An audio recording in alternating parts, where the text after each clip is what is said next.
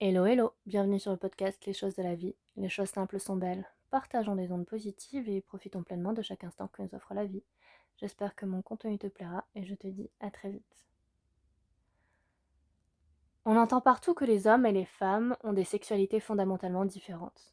Les hommes seraient plus visuels, plus directs, plus en quête de quantité, et les femmes plus émotionnelles, plus dans la connexion, plus sélectives. Mais est-ce que la science confirme ces stéréotypes? Et quelle place joue la culture et l'éducation dans tout ça? On plonge dans ce sujet fascinant. Ce que dit la biologie, eh bien, il y a des différences qui ont été mesurées. En moyenne, les hommes ont des niveaux de testostérone plus élevés, une hormone associée au désir sexuel, et des études ont montré que les hommes rapportent penser au sexe plus souvent que les femmes. Et sur le plan évolutif, certains chercheurs expliquent que les stratégies reproductives diffèrent selon le sexe biologique. Mais, et c'est un grand mais, la biologie ne raconte pas toute l'histoire et elle ne détermine pas le destin.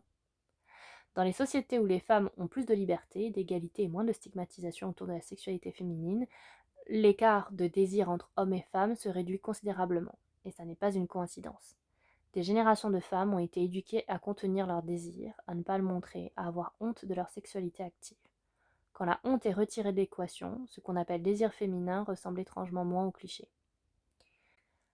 La recherche de la chercheuse Meredith Chivers montre que physiologiquement, les femmes répondent à une palette de stimuli sexuels bien plus large que ce qu'elles reconnaissent ou expriment verbalement. Autrement dit, le désir féminin est peut-être plus large et plus complexe qu'on ne le croyait, mais il a été contraint à s'exprimer de façon restreinte par des normes sociales.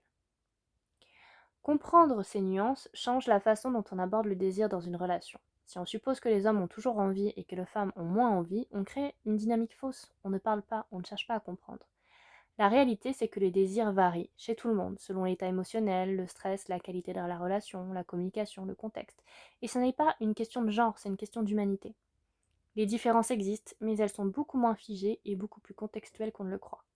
La meilleure approche, c'est arrêter de supposer ce que notre partenaire ressent en fonction de son genre, et commencer à lui demander, ce qui nous amène naturellement à notre prochain épisode sur la communication dans la sexualité et comment parler avec son partenaire. Je te dis à la prochaine et en attendant, prends bien soin de toi.